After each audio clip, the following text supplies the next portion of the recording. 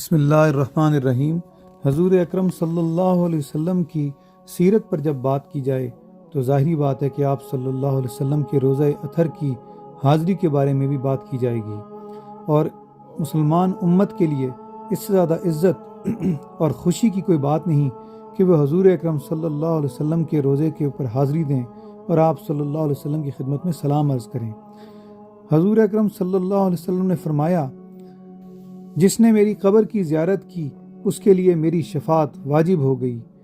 یہ حدیث حضرت عبداللہ بن عمر رضی اللہ تعالیٰ عنہ سے روایت ہے۔ اسی طرح کی ایک اور حدیث حضرت انس بن مالک نے روایت فرمائی کہ جس میں حضور اکرم صلی اللہ علیہ وسلم نے فرمایا کہ جس نے ثواب کی خاطر مدینہ منورہ میں میری زیارت کی وہ میری پناہ میں آ گیا، اور قیامت میں اس کی شفاعت کروں گا۔ اور حضور صلی اللہ علیہ وسلم کی ظاہری حیات طیبہ میں آپ کی زیارت کرنا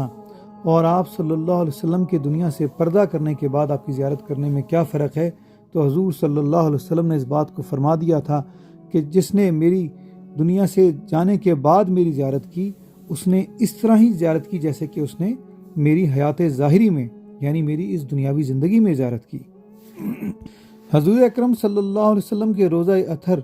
کی زیارت کرنے اور وہاں پر آپ صلی اللہ علیہ وسلم کے اوپر سلام پیش کرنے، آپ صلی اللہ علیہ وسلم کو سلام پیش کرنے کے جو آداب ہیں اس کے بارے میں ہم بات کرتے ہیں۔ حضرت امام مالک رحمۃ اللہ علیہ فرماتے ہیں کہ میں اس بات کو مکروہ سمجھتا ہوں کہ کوئی یہ کہے کہ میں نے حضور صلی اللہ علیہ وسلم کی قبر کی زیارت کی ہے، بلکہ ان کا اس بارے میں خیال یہ تھا کہ اس کے لیے الفاظ اس طرح استعمال کیے جائیں کہ میں حضور صلی اللہ علیہ وسلم کی خدمت میں سلام پیش کرنے گیا ہوں۔ یہاں پر یہ بات ذہن میں رہے کہ حضور اکرم صلی اللہ علیہ وسلم نے اللہ تعالیٰ کی بارگاہ میں یہ دعا فرمائی تھی کہ یا اللہ میری قبر کو بت نہ بنوانا، یعنی کہ میرے بعد لوگ اس کی کہیں عبادت نہ کرنے لگ جائیں۔ اور اللہ تعالیٰ نے ان قوموں پر بہت غضب نازل کیا جنہوں نے اپنے انبیاء کی قبروں کو سجدہ گاہ بنا لیا، تو اللہ تعالیٰ کے نبی صلی اللہ علیہ وسلم نے ان چیزوں سے منع بھی فرمایا اور اس سے پناہ بھی مانگی۔ تو آپ صلی اللہ علیہ وسلم کے روزے کی زیارت کیسے کی جائے، اس کے بہت سارے آداب ہیں جن کو ہمیں ہر وقت اپنے ذہن میں رکھنا ہوگا۔ اسحاق بن ابراہیم جو کہ بہت بڑے فقہ کے امام ہیں، وہ فرماتے ہیں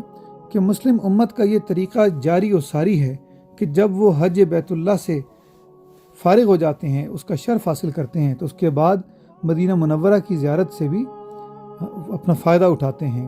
مسجد نبوی میں نمازوں کی ادائیگی کرتے ہیں، اور حضور صلی اللہ علیہ وسلم کے روزہ اطہر سے اپنی آنکھوں کو ٹھنڈا کرتے ہیں،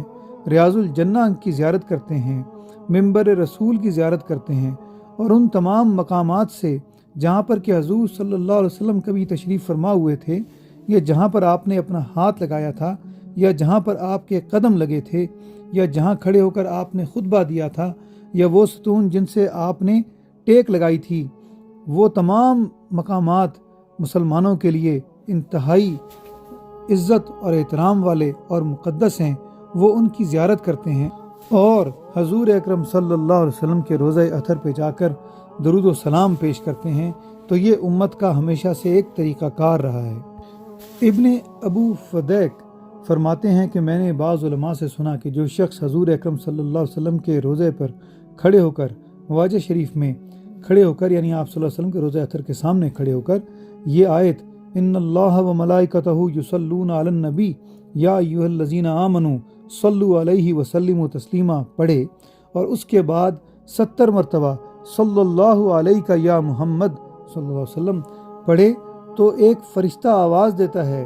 صلی اللہ علیہ یا فلاں، یعنی کہ اس بندے کا نام لے کر ایک فرشتہ یہ آواز دیتا ہے کہ اے شخص تجھ پر اللہ کی رحمتیں نازل ہوں، تیری تمام حاجتیں پوری ہوں گی اور کوئی حاجت ضائع نہ ہوگی۔ اسی طرح حضرت عمر بن عبدالعزیز کا یہ طریقہ تھا کہ ان کے پاس سے ایک صاحب حضرت یزید بن ابو سعید جو ہیں وہ واپس جا رہے تھے، تو انہوں نے ان سے پوچھا کہ میرے لائق کوئی خدمت ہو تو بتائیں۔ تو حضرت عمر بن عبدالعزیز نے فرمایا کہ جب مدینہ منورہ میں حاضر ہو تو سب سے پہلی فرصت میں میری طرف سے بارگاہ رسالت میں سلام پیش کرنا۔ اور یہ بھی روایتوں میں آتا ہے کہ حضرت عمر بن عبدالعزیز شام سے باقاعدہ ایک شخص بھیجتے تھے جو حضور اکرم صلی اللہ علیہ وسلم کی خدمت میں سلام پیش کرے۔ اسی طرح حضور اکرم صلی اللہ علیہ وسلم کی بارگاہ میں کس طرح سے جایا جائے، اس کے بارے میں صحابہ کرام اور تابعین حضرات کی واقعات اور ان کی روایات موجود ہیں۔ حضرت انس بن مالک رضی اللہ تعالیٰ عنہ جو ہیں، وہ جب حضور صلی اللہ علیہ وسلم کی بارگاہ میں حاضر ہوتے تو اس طرح سے ہاتھ باندھ کر آپ صلی اللہ علیہ وسلم کے روضے کی طرف کھڑے ہو جاتے کہ دیکھنے والوں کو بعض اوقات یہ شک ہوتا کہ کہیں وہ نماز تو نہیں پڑھ رہے، اور لیکن وہ اس طرح سے کھڑے ہو کر حضور صلی اللہ علیہ وسلم کے روضے مبارک پر بہت ہی ادب اور احترام کے ساتھ سلام پیش کر رہے ہوتے اور سلام عرض کر کے واپس ہو جاتے۔ اسی طرح حضور اکرم صلی اللہ علیہ وسلم کی بارگاہ میں حاضری کے وقت کیا طریقہ کیا جائے، حضرت امام مالک رحمۃ اللہ علیہ فرماتے ہیں کہ حضور اکرم صلی اللہ علیہ وسلم کی خدمت میں آپ کے روضے پر جب حاضر ہو تو سلام عرض کر کے آپ صلی اللہ علیہ وسلم کے روضے کی طرف آپ کا منہ ہونا چاہیے، اور سلام عرض کر کے جب دعا کرو تو تمہارا رخ یا تمہارا چہرہ حضور اکرم صلی اللہ علیہ وسلم کے چہرہ انور کی جانب ہونا چاہیے۔ اس وقت قبلے کی طرف رخ نہ کرو، اور اس بات کا بھی خیال رہے کہ جالی سے قریب ہو لیکن اس کو ہاتھ نہ لگاؤ، کیونکہ یہ ادب کے خلاف ہے۔ اسی طرح حضرت امام مالک نے اپنی کتاب میں لکھا ہے کہ میں یہ گوارا نہیں کرتا کہ کوئی شخص حضور اکرم صلی اللہ علیہ وسلم کی بارگاہ میں کھڑے ہو کر دعا نہ کرے، وہ سلام کرے اور صرف سلام کر کے چلا جائے۔ حضرت امام مالک نے یہ جو بات ہے یہ اپنی کتاب المبسوط میں کہی ہے تاکہ لوگوں کو اس کا حوالہ بھی معلوم ہو۔ اللہ تعالی ہمیں حضور اکرم صلی اللہ علیہ وسلم کے روضہ انور کی بار بار حاضری نصیب کرے، اور آپ صلی اللہ علیہ وسلم کے روضے پر بہت ہی اچھے طریقے سے سلام پیش کرنے کی، درود پہ پڑھنے کی اور وہاں دعائیں کرنے کی توفیق عطا فرمائے۔ جزا اللہ عنا سیدنا محمد ما هو آلہ صلی اللہ علیہ وسلم۔